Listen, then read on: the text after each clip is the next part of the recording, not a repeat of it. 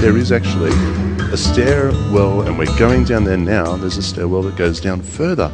It's a stone stairwell, and it really does feel like we're going down into a cave or a rock tunnel. And now where are we? And so now we're in the lower level of the Shrine of the Book, and we're seeing what arguably is the most important document in this shrine, and that is the Aleppo Codex. Oh my goodness.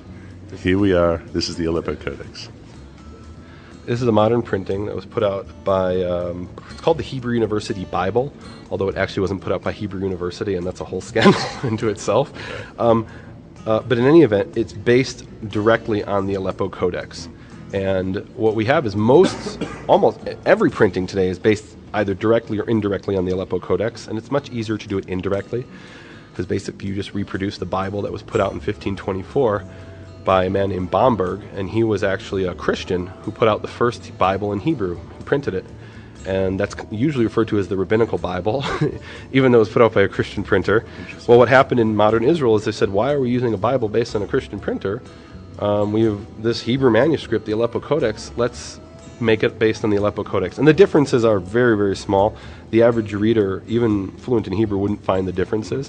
But there are some differences that don't really change the meaning, but if the idea is if every letter and every, jot and tittle is sacred, then we want to try to get it as accurate as possible. So this printing, the Hebrew University Bible, is based on the Aleppo Codex. Mm-hmm. Now, what we have here is a page from the Aleppo Codex, and this is one of what's known as one of the lost pages. Is this an actual page, or is this? This is an actual page, and this is a section from 2 Chronicles 35:7 through 36:19. So what happened is in 1947 there was a Jewish riot there was an Arab riot against the Jews on November 29th, 1947. That was the day that the United Nations announced they would partition the British district of Palestine into a Jewish state and an Arab state. And at the time, by the way, the Palestinians were Jews who lived in Palestine, and the Arabs were just called Arabs. They weren't called Palestinians. My brother-in-law's parents had these passports the day they died that said Palestinian. And they were Jews who were born in Jerusalem during the British period. In any event, so what happened is the ancient synagogue in Aleppo was ransacked. They went in and they opened up the safe thinking there was gold in there, and they found the Aleppo Codex, and the Arabs said, well, this isn't worth anything, and they threw it on the ground. And it was believed to have been destroyed for quite a number of years, and then it was smuggled out of Syria into Israel, and a third of it was missing. And that's when it went missing? It was once complete? It was complete in 1942, and it was examined by Umberto Cassuto, who was the head of the Bible department at Hebrew University.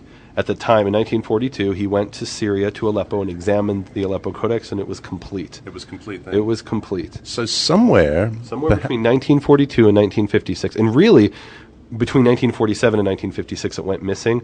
There's a book that came out recently that claims it might have gone missing in Jerusalem and been sold in the antiquities market, but no one knows for sure. Sometime between 1947 and 56 it went missing. So there is a possibility that third could be reconciled with the whole. Absolutely, and what's interesting about this page from 2 Chronicles 35:7 is that this is one of the missing pages, that somebody in New York whose parents came from Aleppo in Syria, where this manuscript was kept for hundreds of years.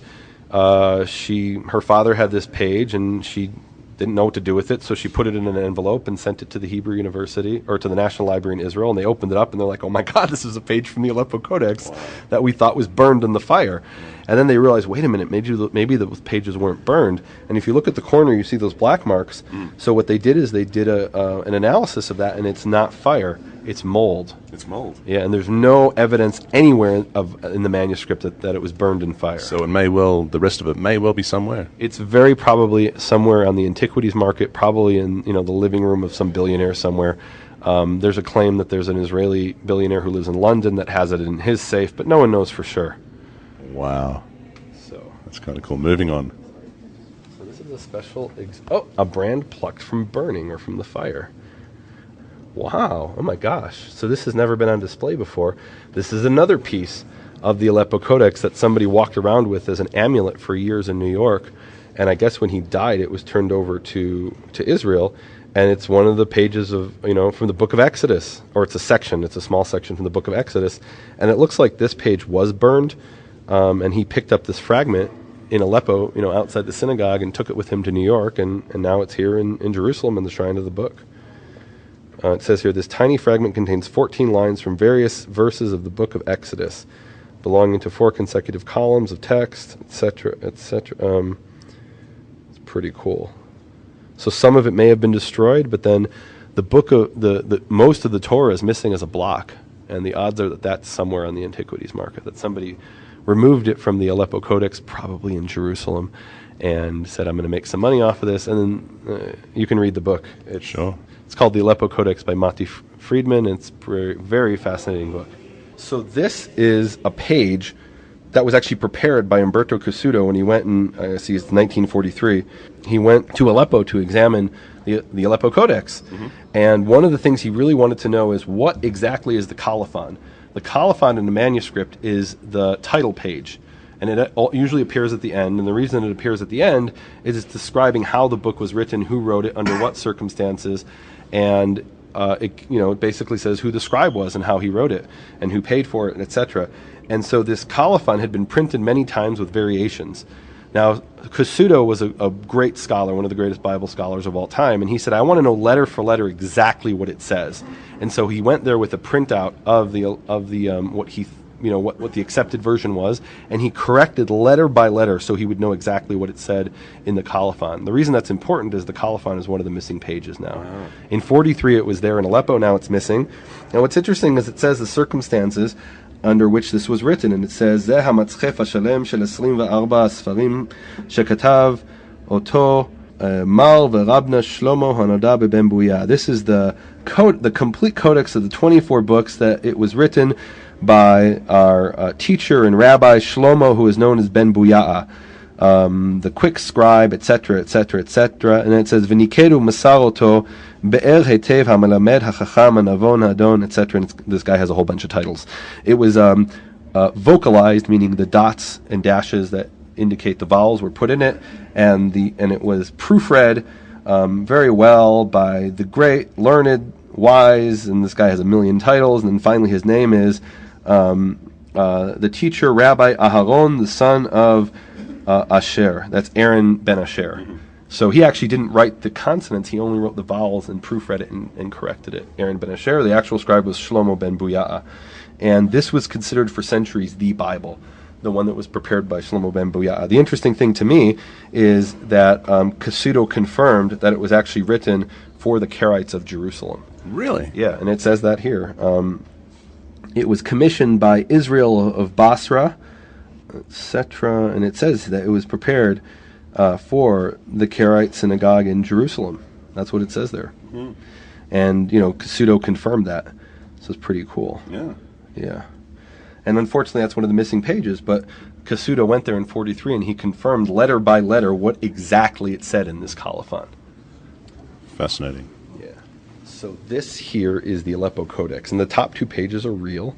The ones on the sides are what we call a replica, meaning it's like wood or cardboard or something. Mm-hmm. But the top 2 pages are real, and this is 2 pages from the Aleppo Codex, and this is from the Psalms. And the interesting thing is, every time I come here, I try to pay attention to what pages are on display, and they switch them around. Oh, really? They do. Every time I come, it's different pages, because the full book is over in the vault, in the safe, the walk-in safe. So here it's from the Psalms. It says Lamanachteach Mizmor LeDavid Bevo Doeg Ha'adomi, for the conductor, a maskil, which is a type of psalm, of David, when Doeg the Adomi, the Edomite, came to him, and it was told to Saul, and he said, David has come to the house of Achimelech, etc., etc. Mm-hmm. So that's one of the psalms. And what's interesting is that we look at this, and this is the book of Psalms, and there's no chapter numbers. So you couldn't say Psalm 42 or Psalm 45. And maybe you could, but nobody would know what you were talking about, because in their Bible there were no chapter numbers. So you'd have to say, the psalm I'm quoting is Maskila David Bevoy Doega Adomi. You'd have to actually quote the psalm so they would know what you were talking about. And that's strange because like if you were going to break any book into chapters, it would be the book of Psalms, because there's 150 very clear and distinct psalms. What's interesting is that in some of the Jewish traditions, 2 of the psalms that we count as 2 psalms are 1 psalm. Is that right? Yeah, and I believe it's 42 and 43. off the top of my head, I don't remember. Well, that's but what's interesting is the book of Psalms itself is broken up into 5 books in the Hebrew. Is that right? Yeah. And it makes sense because you get to one passage where it says, "Thus ends the Psalms of David the son of Yishai," and it doesn't make sense because there's more Psalms of David. But that was the end of that book. I think it's the end of the 3rd book, if I'm not mistaken. So there were 5 scrolls. At one time, it was 5 separate scrolls. There it is. So what's interesting about this scroll on display here, there's a big gap between the last Dead Sea Scrolls and the Aleppo Codex, or the earliest Masoretic manuscripts, even some that predate the Aleppo Codex. So some of them go back to the 9th century in the Aleppo Codex, the 800s AD, the ones that predate the Aleppo Codex. And then you have the Dead Sea Scrolls, the latest of which can't be later than 135 AD because they were, from the Bar Kokhba revolt. So what happened between 135 and 800? Where are the Torah scrolls and the Bible scrolls from there? And so here's there's very few that have survived. Here's an example of one. And this is, I believe, this is from the, let's see. Oh, this is a facsimile. So it's not the original. And this is from Exodus 9:18 to 13:12, and it says 7th to 8th century, meaning this is from the 600s and 700s. So there's very few scrolls that have actually survived from that period. Wow.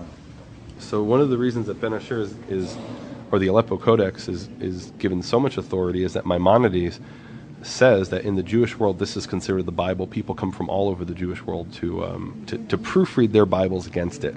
And Maimonides lived in the 12th century, and that actually fits the colophon that explains that one of the purposes of the Aleppo Codex, when it was in Jerusalem originally, in the Karaite synagogue, was for people to come and proofread. They wouldn't read in the Shabbat from this scroll, from the Aleppo Codex, because it was a codex. They'd read from a Torah scroll that didn't have vowels or accents. But when they wanted to check their Bibles, it was used for proofreading. And it actually says a very interesting thing in the colophon. It says that if anybody who is a Rabbinite or a Karaite wants to come and see it, they have to take it out and show it to him to help him proofread his scrolls. And that means even though it was in a Karaite synagogue, the people who paid for it and commissioned it said the condition of donating this to the Karaite synagogue in Jerusalem is that it's available to all Jews.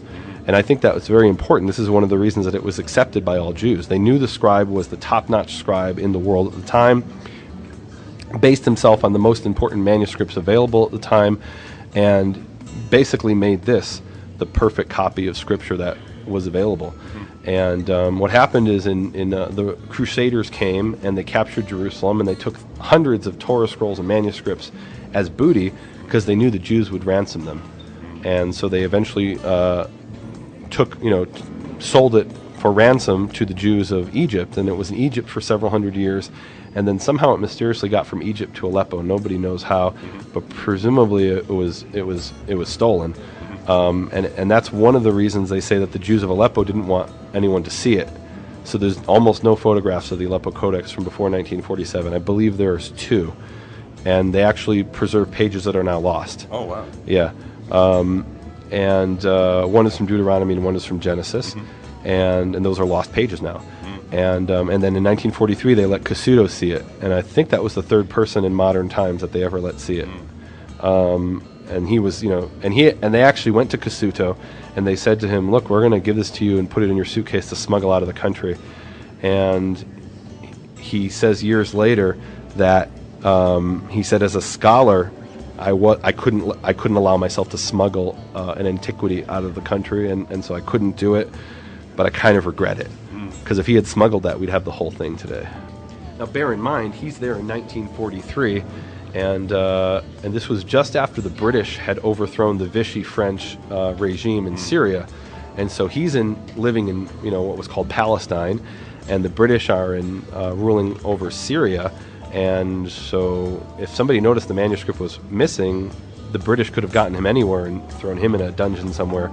And so I think that was also one of the considerations, that you're not just smuggling out of one country to the other. These 2 countries are ruled essentially by the same power.